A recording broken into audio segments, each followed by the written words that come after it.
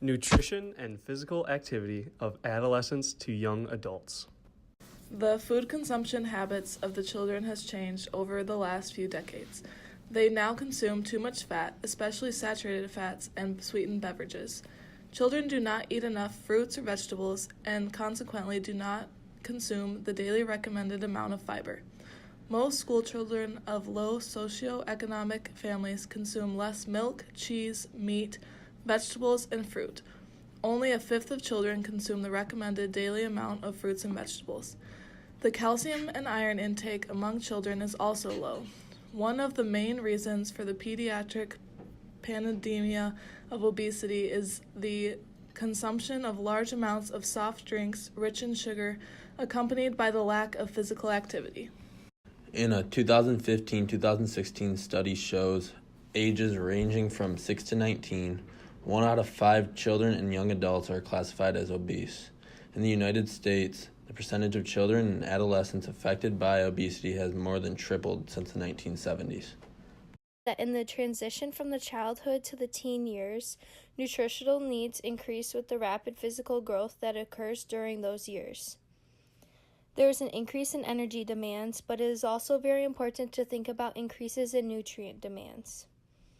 Teens need a variety of nutrients such as iron, calcium, folic acid, and protein, which can be found in lean meats, whole grains, low-fat dairy foods, fruits, and vegetables. The calorie requirements of teenage boys and girls vary because of differences in weight and amount of lean muscle mass. Teenage boys between the ages of 13 and 15 need between 2,000 and 3,000 calories a day, depending on his activity level. A male from 16 to 19-year-old requires between 2,400 calories and 3,200 calories each day. Female teenagers from 13 to 15 years old need between 1,600 and 2,400 calories each day, and those between 16 and 19 years old require 1,800 to 2,400 calories. Both boys and girls who are relatively inactive need fewer calories than teens who participate in sports or have a very active lifestyle. Teen girls need just 700 micrograms of vitamin A, and boys require 900 micrograms a day. Food rich in vitamin A include carrots, pumpkins, eggs, butter, and cantaloupe. Female teens also need less vitamin C than boys. 65 milligrams a day is the required amount for females, and 75 milligrams per day is required for males. Girls need slightly less vitamins because of their general smaller stature and body weight. U.S. health authorities say children should be getting 60 minutes of active play a day, but only 1/3 are getting that.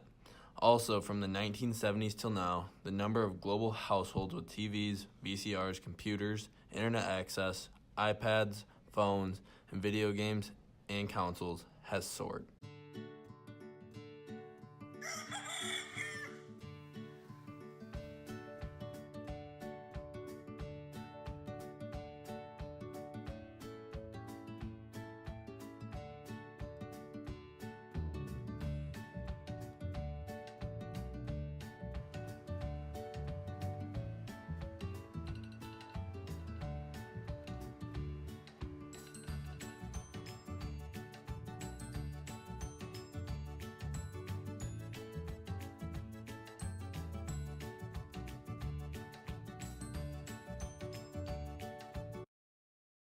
Parents should discuss the following healthy eating recommendations with their adolescent to ensure he or she is following a healthy eating plan.